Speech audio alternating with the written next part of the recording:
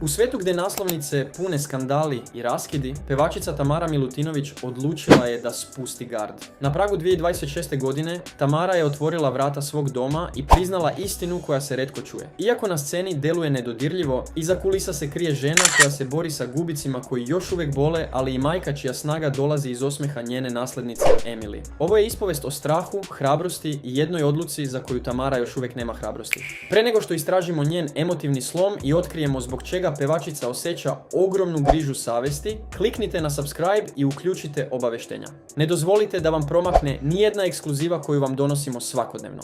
Proteklu godinu Tamara će pamtiti po uspjesima, ali i po gubitku koji je ostavio neizbrisiv trag. Dok je njena karijera cvetala, pevačica je prolazila kroz lični pakao. Gubitak voljenog psa Mede, koji je uz nju bio punih 15 godina, opisala je kao jedan od najtežih momenata. Pas koji je sa njom prošao tinejdžerske dane, sve prve ljubavi i uspone, odjednom je nestao. Tamara priznaje da joj Meda fali svakog dana, a posebno sada, kada se praznična atmosfera uvukla u svaki kutak doma.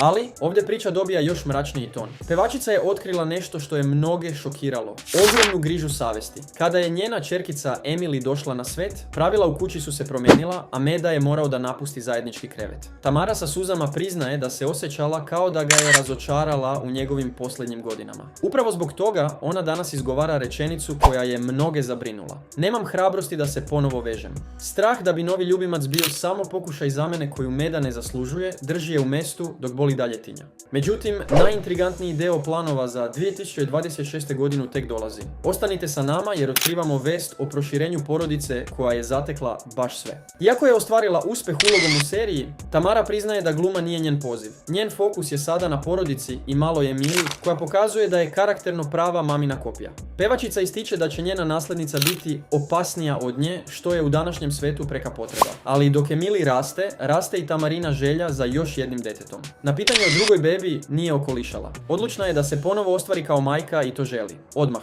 Ne bih ostavljala to za neku drugu godinu. Poručila je, spremna za nove izazove.